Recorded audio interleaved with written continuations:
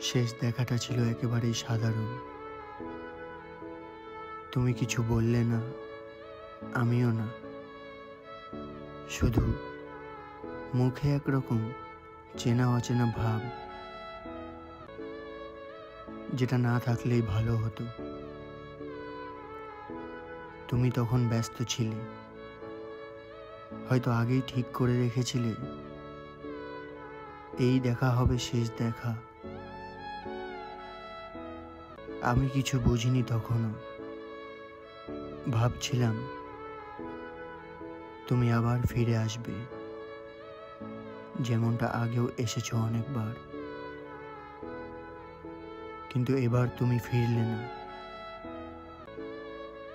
শেষ দেখা আসলে অনেক আগেই হয়ে গিয়েছিল। আমি শুধু সেটা বুঝতে পারিনি। তুমি আজও আছো অনেক দূরে, কিন্তু সেই শেষ দেখার মুহূর্তটা আজও চোখের সামনে ভাসে, একটা প্রশ্নের মতো, যার উত্তর কোনোদিনও আসবে না।